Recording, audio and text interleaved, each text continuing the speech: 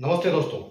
आज हम एक बहुत इंपॉर्टेंट टॉपिक के ऊपर बात करने वाले हैं। जैसा कि आरआरबी एनटीपीसी 2024 का जो आपने एग्जाम फिल किया था और जिसका आपने सीबीटी 1 और सीबीटी 2 भी क्लियर किया है और आपने 28 तारीख को इस एग्जाम का टाइपिंग टेस्ट दिया है, तो रेलवे ने इसको रीशेड्यूल भी किया है। लेकिन ये रीशेड्यूल सबके लिए नहीं है, तो कैसे इसको रीशेड्यूल करना है, नहीं करना है, तो इसके ऊपर हम सारी बात करेंगे। तो आप इस वीडियो के माध्यम से समझ पाएंगे कि आपको इसमें रीशेड्यूलिंग का ऑप्शन ऑप्ट करना है या नहीं करना है, और अगर करना है तो किसको करना है, और इसके फायदे क्या हो सकते हैं, इसके बेनिफिट क्या हो सकते हैं, इसके ऊपर हम अभी पूरी बात करेंगे। तो आप वीडियो को लास्ट तक देखिए, चैनल को सब्सक्राइब करके रखिए और बेल आइकन को ऑल पे प्रेस करके रखिए, ताकि आने वाली सारी वीडियो की इंपॉर्टेंट वीडियो की नोटिफिकेशन आपको मिल पाए और आप समझ पाओ कि एग्जाम की अगर तैयारी करते हैं तो हमको किस किस चीजों पे ध्यान देना। इस टाइप के वीडियो बनाता रहता हूं और आपको इसकी नॉलेज मिलती रहेगी और आप इस हर चीज से अपडेट रहोगे। तो आज अभी हम बात करते हैं कि जो आपने 28 तारीख को जो एग्जाम दिया था आपने टाइपिंग का, तो टाइपिंग आपकी हो गई है, कैसी हुई है। तो इसके ऊपर बहुत बच्चों का रिप्रेजेंटेशन आया था कि हमारी अच्छी टाइपिंग नहीं हुई है। तो इसके कारण क्या है, क्यों अच्छी नहीं हुई है टाइपिंग और क्यों इसको रेलवे ने रीशेड्यूल किया हुआ है, हम इसके ऊपर पूरी अभी चर्चा करेंगे। तो वीडियो को पूरे स्किप मत कीजिए, वीडियो को पूरे ध्यान से देखिए। तो अगर हम बात करते हैं, रेलवे ने जो 28 को एग्जाम हुई थी और उसके रिगार्डिंग 30 तारीख को उसने एक नोटिस जारी किया है।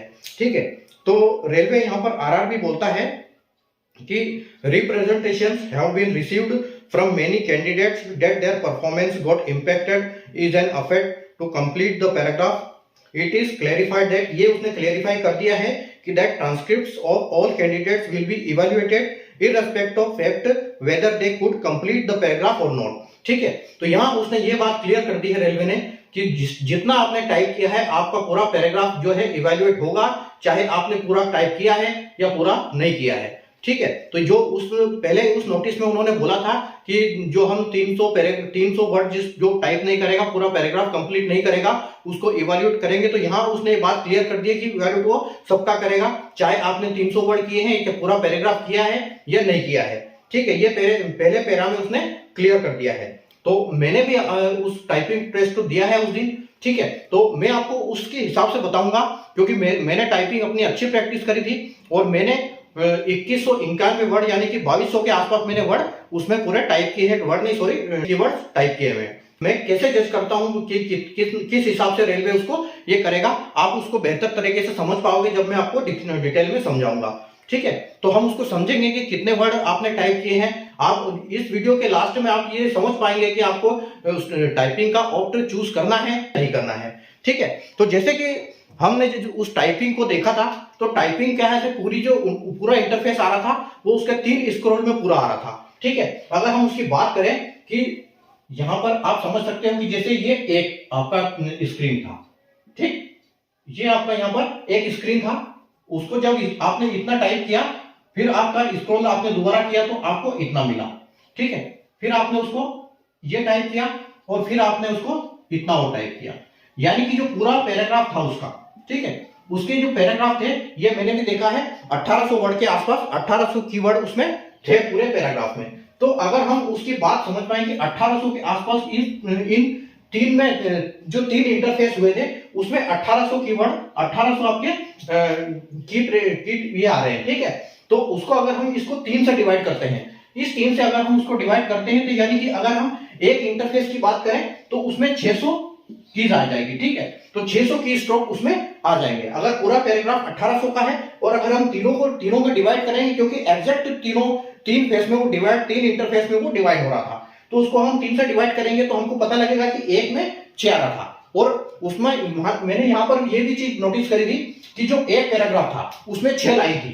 ठीक है, तो अगर हम बात करें कि इसमें कितनी लाइनें थी, तो 1 2 3 4 5 और 6। ठीक है, उसी प्रकार यहां पर भी 1 2 3 4 5 6, उसी प्रकार 1 2 3 4 5 6। ठीक है, तो ये 6 लाइन तीनों इंटरफेस में थी। ठीक है, तो अब हम इसको बोल सकते हैं कि जो हमारी एक लाइन थी, हमारी एक लाइन में कितने वर्ड थे, अगर एक में कितने थे 600, यानी कि 600 आपके की स्ट्रोक यहां पर थे, 600 आपके की स्ट्रोक यहां पर थे और 600 की स्ट्रोक यहां पर थे। ठीक है, और अगर हम इस लाइन के हिसाब से इनको अगर डिवाइड करते हैं तो ये हमारे पास कितनी आएगी, ये आएगी 100 यानी कि अगर एक लाइन की हम बात करें तो यहाँ पर 100 की स्ट्रोक एक लाइन में थे। ठीक है, तो आप ये समझ सकते हो कि जैसे आपने टाइपिंग स्टार्ट की थी, ठीक है, तो आपने अगर एक पूरा इंटरफेस 6 लाइन पूरी आपने कंप्लीट टाइप कर दी तो यहाँ पर आपके 600 वर्ड खत्म हो जाते हैं। ठीक है, जैसे आपने दूसरा स्टार्ट किया स्क्रॉल्स को उसको ऊपर करके फिर यहाँ पर आपने किया तो आपके यहाँ पर 1200 वर्ड 1200 की स्ट्रोक्स कंप्लीट हो गए। ठीक है, 600 कंप्लीट हुए, 1200 कंप्लीट हो गए। अगर अब हम यह बात करें तो कि अगर जैसे रेलवे ने नोटिस में बताया था कि 300 हमको की स्ट्रोक टाइप करने 1500 की स्ट्रोक टाइप करने हैं 300 वर्ड, क्योंकि जो वर्ड होता है वो उसने हमेशा 5 से डिवाइड होता है कि अगर 5 की स्ट्रोक, ठीक है, 5 की stroke 5t is equal to 1 word, ठीक है, इज इक्वल टू 1 वर्ड होता है। 5 की स्ट्रोक यानी कि आपका 1 वर्ड। तो अगर हम इसकी बात करें तो 1800 की वर्ड, 1800 से तो ये अगर हम 5 करेंगे तो ये ज्यादा हो जाएगा। ठीक है, 360 हो जाएगा। तो यहां पर क्या है कि आपके 1200 की स्ट्रोक यहां पर खत्म हो जाते हैं। कहां पर? ये जो दूसरा इंटरफेस खत्म होता है। अगर अब हम तीसरा स्ट्रोक तीसरे इंटरफेस की बात करते हैं तो तीसरे स्ट्रोक में एक लाइन में, जैसे मैंने आपको बताया कि जो एक लाइन में है आपके 100 कीवर्ड हो रहे हैं, तो आपको यहां पर अगर आप 3 लाइन कंप्लीट कर देते हो, ये वाली 3 लाइन यहां पर कंप्लीट कर देते हो, यानी कि अगर आधा पैराग्राफ पूरा कंप्लीट कर देते हो तो यहां पर आपके 1500 कीवर्ड खत्म हो जाएंगे। तो अगर आपने यहां तक पूरा टाइप किया है तो वो रेलवे उसको इवैल्यूएट भी करेगा और उसमें अगर आपकी मिस्टेक 5% भी हुई है, 5% से कम रही है, तो आप बिल्कुल उसमें क्वालिफाइड है। तो इसके लिए आपको चिंता करने की जरूरत नहीं है। ठीक है, अब यहां पर जो 3 लाइन बची है उसकी बात होती है कि वो एक्स्ट्रा में गिनेगा कि वो 1500 से ऊपर चला गया, वो एक्स्ट्रा लगेगा, उस हिसाब से रेलवे इवैल्यूएट करेगा। तो उसका आपको चिंता करने की जरूरत नहीं है। ठीक है, तो ये बात हो गई यहां पर कि आपको कि आपने कितना टाइप किया है तो आप उसको जज कर सकते हो। अगर आप सोचते हो कि यार मैंने यहां पर इसको टाइप किया है, इतना ही टाइप हुआ है मेरे से, क्योंकि जो आपके 1500 कीवर्ड होते हैं यहां पर हो जाते हैं। ठीक है, 6 लाइन इसकी, 6 लाइन इसकी और 3 लाइन इसकी, यानी कि इसकी 6 लाइन, इसकी 6 लाइन कंप्लीट, इसकी भी 6 लाइन कंप्लीट और इसकी 3 लाइन कंप्लीट। ठीक है, अगर इसकी 3 लाइन आपने कंप्लीट करी तो आपके 1500 की स्ट्रोक हो रहे हैं, यानी कि यहां पर आपके 300 वर्ड कंप्लीट होते हैं। बाकी जो बची 3 लाइन, यानी कि यहां से जो आप वापस स्टार्ट करते हो वो आपके रीटाइप में काउंट होगा, यानी कि आपने उसको पैराग्राफ को रीटाइप किया हुआ है। ठीक है, आपका पैराग्राफ यहां तक ही काउंट होगा। ठीक है, अब बात आती है कि अगर आपने यहां पर भी नहीं किया, यहां तक ही कंप्लीट नहीं किया है, तो आपको इसके लिए जरूर आपको रीऑप्ट करना चाहिए। अगर आपने अच्छे से मेहनत की और हो सकता है कि आपका कोई कीबोर्ड खराब हो या किसी और वजह से आप उसको टाइप नहीं कर पाए, या फिर आपने यहां तक सोचा और आप उसकी वजह से पैनिक हुए, उसकी वजह से मिस्टेक ज्यादा हुई, और अगर आप ये जज कर पा रहे हो कि हाँ इसमें मेरा कंफर्म क्वालिफाइड में नहीं हो रहा हूं, तो आपको बिल्कुल ऑप्ट करना चाहिए। रेलवे ने ऐसा इसमें जो नया उसने नोटिस दिया हुआ है, रेलवे ने ये बोला है कि अगर आप एक बार ऑप्ट कर लेते हो और आगे जब आपका टेस्ट होगा उस टेस्ट में अगर आप अब्सेंट होते हो तो आप अब्सेंट ही माने जाओगे, इररिस्पेक्टिव कि आपने 28 तारीख का टेस्ट दिया है या नहीं दिया है। ठीक है, उससे उसको कोई मतलब नहीं है। नहीं दिया है वो तो उसमें जा भी नहीं सकता, वैसे भी जो जिन्होंने 28 को दिया है वही उसको ऑप्ट कर सकता है। ये नहीं कि आप 28 को अब्सेंट हो गए और उसके लिए ऑप्ट कर दो, तो ऐसा नहीं होगा। ठीक है, अगर आपने अटेंड किया है और आपको लगता है कि नहीं मेरा गलत हो गया है, मुझे दोबारा टाइप करना चाहिए, तो अब तभी आप इस केस में आप उसको ऑप्ट कर सकते हो और दोबारा टाइपिंग का टेस्ट दे सकते हो। अगर आप उस दिन अब्सेंट थे तो आप दोबारा टेस्ट दे भी नहीं सकते। और अगर आपने ऑप्ट किया और अगर आप दूसरे जो जब भी डेट शेड्यूल होगा उसमें अगर आपने नहीं किया उसको अटेंड, आपने टाइपिंग टेस्ट नहीं दिया, तो आप अब्सेंट माने जाओगे। ठीक है, अब यहां पर एक बात और आती है कि अगर आपने ऑप्ट कर दिया, और ऐसा होने वाला है नहीं कि बच्चे ये भी सोच रहे हैं, कमेंट कर रहे हैं कि पहले रिजल्ट आ जाएगा तो हम और उसके बाद वो आएगा, तो ऐसा होगा नहीं। ठीक है, पहले ऑप्शन आएगा आपको, आप पहले ऑप्ट करना पड़ेगा, उसके बाद रिजल्ट सबका साथ में आएगा जब भी ये दोबारा टेस्ट हो जाएगा। ये पहले वाले टेस्ट का कोई रिजल्ट अलग से नहीं आएगा, वो सब रिजल्ट कंबाइन ही आएगा। ठीक है, तो पहली बात ये तो खत्म हो गई कि यहाँ पर रिजल्ट अभी आने वाला है नहीं, क्योंकि इसकी वजह से लंबा खींचेगा अभी रिजल्ट भी। ठीक है, नहीं तो 10 दिन में ये रिजल्ट आ जाना था। ठीक है, तो 7-8 तारीख तक, 7-8 जनवरी तक ये रिजल्ट आ जाता, लेकिन अब ये रिजल्ट नहीं आएगा, ये बहुत लंबा खींचेगा। ये हो सकता है कि जनवरी लास्ट तक जाए या फरवरी में भी चला जाए, और ये उसके ऊपर भी डिपेंड करेगा कि कब आपका रिशेड्यूल हो रहा है रीटाइप का।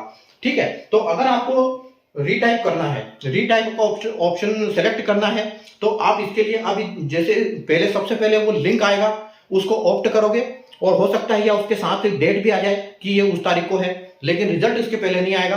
और एक बार आपने ऑप्ट कर लिया तो अब देखो 22,000 कुछ 2200 कुछ वैकेंसी थी जो कि सीनियर क्लर्क और JAA की, यानी कि जूनियर अकाउंट असिस्टेंट की। तो यहाँ पर जो उनका 8 गुना बुलाया गया है, तो 8 गुना बुलाया गया है, और इसका मतलब ये है कि करीब 17,000 कुछ बच्चों ने पूरे इंडिया में टेस्ट दिया हुआ है। ठीक है, और अब जो बच्चों वही ऑप्ट करेंगे जिन बच्चों को ऐसा लग रहा है कि नहीं हमारा खराब हो गया है। और यहाँ पर कुल अगर बात करें तो कुछ भी मतलब 50-60 के % के बीच में जो बच्चे हैं उनका रिजल्ट खराब हुआ होगा, उनसे टाइपिंग नहीं होगी, तो वो बच्चे ही ऑप्ट करेंगे इसको। ठीक है, तो आप 17,000 का हाफ यानी 50% अगर समझते हैं कि 50% का अच्छा टेस्ट हुआ तो वो ऑप्ट नहीं करेंगे, और 50% का करेंगे तो आप ये मान के चलो कि 8,000 के आसपास बच्चे अभी रीशेड्यूल रीऑप्ट करने रीटाइप के लिए ऑप्शन चूज करने वाले हैं। ठीक है, तो यहां पर रेलवे अब क्या करेगा, रेलवे को लिमिटेड जो उनके सेंटर है उनको वो सेलेक्ट करेगा। ठीक है, ऐसा नहीं कि 2 बच्चों यहाँ है तो 2-3 बच्चे वहां है, ऐसा कुछ होने वाला है नहीं, क्योंकि वो पूरे एक जगह पे वो कंडक्ट करवाएगा ज्यादा से ज्यादा बच्चों की संख्या को। इसका एक ये भी आपको मिल सकता है कि आप हो सकता है कि आप मुंबई में टेस्ट दे दिया थे आपने, लेकिन अब आपको कोलकाता जाना पड़े, या फिर कोलकाता का बच्चा मुंबई आएगा, चाहे वो केरला जा सकता है या फिर ऊपर नॉर्थ में कभी जा सकता है। तो रेलवे कितनी भी दूर भेज सकता है, उसमें आपको फिर मना भी नहीं कर सकते। अगर आपने एक बार ऑप्ट कर दिया तो एक बार ऑप्ट कर दिया तो रेलवे उसको कहां भी भेजे, वो आपको जाना है, अटेंड करना है और टाइप देना है, टाइपिंग देना है, चाहे कुछ भी हो। और ऐसी कोई जरूरी नहीं है कि इस बार आपको कीबोर्ड अच्छा मिल गया तो अगली बार कीबोर्ड आपको जो है कीबोर्ड आपको खराब मिल सकता है। ठीक है, खराब कीबोर्ड हार्ड कीबोर्ड मिलेगा, तो ऐसा भी हो सकता है। तो कंडीशन वहां पर भी बनेगी कि पास होना है कि फेल होना है, पास हो सकते हैं या फेल हो सकते हैं, कुछ भी हो सकते हैं। तो जो आप जब ऑप्ट करते हो तो इसके लिए सोच समझ के ऑप्ट करना है कि अगर आपको लगता है कि नहीं मैंने ध्यान से किया है और मेरी अगर यहां तक लाइन हो रही है 1500 तक, अगर आपने यहां तक ध्यान से किया है तो आप ऑप्ट बिल्कुल सोच समझ के कीजिएगा, क्योंकि तभी आप हो सेफ हो। नहीं तो हो सकता है कि आगे आप ऐसी जगह पे हो, और ये भी हो सकता है कि भविष्य में आने वाली CGL मेंस होने वाली 18-19 तारीख को और भी एग्जाम होने वाले हैं, तो वो इस डेट को अगर वो ये फिक्स हो जाती है टाइपिंग, अगर उसके साथ क्लैश कर जाती तो फिर और दिक्कत हो जाएगी, फिर आपको मुश्किल हो जाएगी कि आप इधर अटेंड करेंगे इधर अटेंड करें, फिर आप ये नहीं कर पाओगे। तो सोच समझ के अगर आपका जो पेपर है वो अच्छा हुआ है, टाइपिंग अच्छी हुई है और आपको लगता है कि नहीं मेरा हो जाएगा, ठीक है, तो आप बिल्कुल उसको चूज मत करिए ऑप्ट को, उसको स्टैंड एंड गुड रखिए। जो अपना टेस्ट 28 तारीख को हो गया उसको आराम से रखिए और अपना उसका इंतजार कीजिए, क्योंकि आगे कुछ भी हो सकता है। आपको कितनी दूर सेंटर मिले, क्योंकि इस बार भी सेंटर बच्चे 600 किलोमीटर दूर तक से बच्चे आए हुए हैं। ठीक है, तो हो सकता है कि आपको इस बार आपको लंबा जाना पड़े, तो वो ध्यान में रख के अपना ऑप्शन चूज कीजिए। ठीक है, तो बाकी ये जो मैंने बताया आपको, इस हिसाब से आपको देखना है कि आपके जो 3 इंटरफेस थे उस 3 इंटरफेस में आप कहां तक पहुंचे, क्योंकि मैंने उसको जैसे 6 लाइन टाइप करी, सीधा पकड़ के जैसे वो छठी वाली लाइन को ऊपर किया, 7वीं लाइन को यहां रखा तो फिर 6 लाइन आई, फिर उसके बाद 12वीं लाइन को ऊपर किया तो यहाँ 13वीं लाइन आई। ठीक है, तो मैंने उस पैराग्राफ को पूरा टाइप भी किया है और यहां से भी मैंने 4 लाइन टाइप करी है, तभी मेरे जो कीवर्ड आए हैं वो 2200 कीवर्ड 2200 की स्ट्रोक मैंने पूरा टाइप किया हुआ है यहाँ पर। ठीक है, तो मैंने उसको रिटाइप बिल्कुल किया है, तो इसमें कोई दिक्कत नहीं है। बाकी अगर आपने यहां से ऊपर तक आपने किया है और अगर यहां तक थोड़ी बहुत आपकी मिस्टेक भी है तो चलेगी, कोई दिक्कत नहीं, 5% के अंडर मिस्टेक में कोई दिक्कत नहीं है। ठीक है, तो इसीलिए सोच समझ के एक बार अपना ऑप्शन सेलेक्ट करें तो और अपना टेस्ट दे। बाकी मेरे तरफ से ऑल द बेस्ट। आपके लिए अगर रिटाइप आप चूज करते हैं तो, और चैनल को सब्सक्राइब करके रखें, क्योंकि इस चैनल पे मैं इसी वीडियो आपको बताता रहता हूं, और यहाँ पर आपको जो इंपॉर्टेंट क्वेश्चंस होते हैं जो SSC CGL बैंकिंग किसी भी एग्जाम के, तो मैं आपको इंपॉर्टेंट क्वेश्चन करवाता रहता हूँ। ठीक है, तो आप चैनल को सब्सक्राइब करके बेल आइकन को ऑल पर प्रेस करके रखिए और जैसे सोच समझ के अपना रिटाइप को शेड्यूल कीजिए। Thank you.